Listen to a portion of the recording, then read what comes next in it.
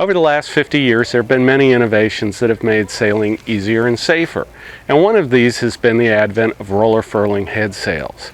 Roller furling head sails has made it possible for the average cruiser or offshore sailor to sail easily single-handed. And because the crew no longer has to go forward on a pitching deck, it's also made sailing safer. Roller furling is also one of those pieces of equipment that doesn't need a whole lot of maintenance, which makes it even better. That said, roller furling does require some maintenance if you want it to be safe and reliable. It's always a good idea to do a quick inspection of your roller furling system before any offshore passage. And even for a coastal cruiser, you're going to want to check over your system at least a couple of times a year to make sure that there's no problems. One of the first things you want to look at, and probably one of the most potentially dangerous problems, is the furling line itself, the line that goes into the drum. If this line fails, the sail could open fully up under the worst conditions. It also can make it very difficult to bring the sail in when you need to. So for this reason, we want to look it over fairly carefully. We want to make sure that our lead-in angle to the drum is good. We want to make sure that it's coming in at about a 90-degree angle to the drum. And we also want to make sure that it's not chafing on the drum or any other parts nearby. You want to follow it all the way back to the cockpit and make sure that it's not binding or chafing on anything. You want to check all the blocks and fair leads that it goes through. Friction on this line can make furling your sail more difficult than it needs to be. And often when people have problems bringing their sail in or complain that it's too difficult to bring the sail in, it's because of friction on the furling line. You also want to make sure that there's enough turns on the drum. I see this a lot. People don't put enough turns on the drum. You need to consider that you may be furling the sail when there are heavy winds. Therefore, the sail will furl tighter, which means it will require more turns on the drum to bring it fully in. I always recommend that you furl the sail fairly snugly, keeping a little bit of tension on the sheet as you pull it in. You want to have about 6 to 8 wraps of the sheet around the furled sail when you're done. Next, you want to check the drum itself. You want to make sure that it rotates freely and that there's no friction anywhere on it. Turn it a full 360 degrees and feel how the bearings feel. Make sure the cover is not chafing on anything and that everything turns smoothly. Most bearings on roller furling systems are going to be Darrellin type bearings. A few manufacturers will use steel or stainless steel bearings. For maintenance on most units, all you need to do is rinse them down with fresh water every now and then. Dirt and salt crystals will get into the top and into the bearings, and a little bit of rinsing down with fresh water will help take care of this problem.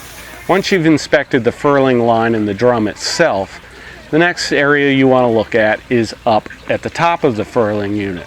This is where a lot of problems occur and where a lot of people get into trouble. You want to make sure that the upper swivel is in good condition, and you want to make sure that the halyard leads away from the swivel at a 5 to 10 degree angle.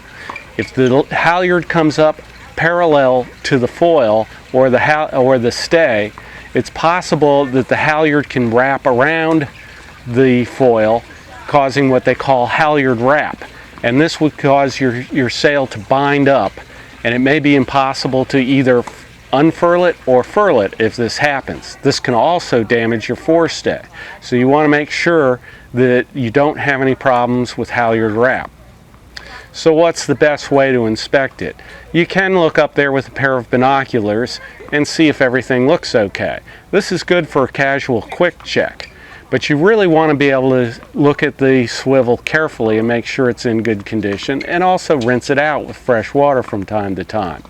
There's really only 2 ways to do this. One, you can climb up the mast and look at it up there, or you can drop the sail.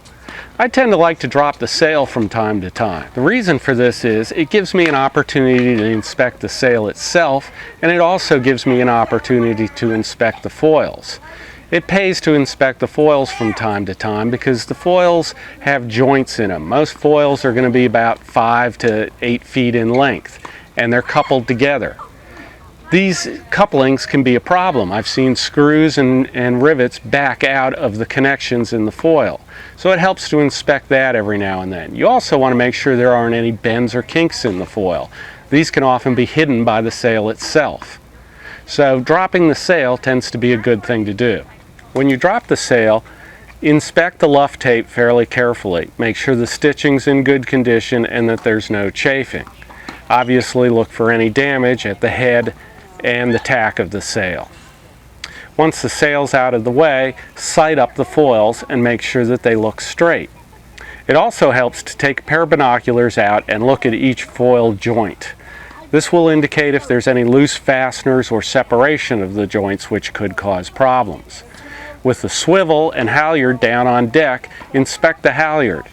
They often get a lot of chafe on the halyards right as it turns the block, and it stays up there for a long time. Check the swivel. Make sure the swivel turns freely and that there's no binding in the bearings or anything. You also want to check the shackles holding the sail and the top of the swivel. These shackles should be seized with wire or a wire tie so that they don't back out and come loose.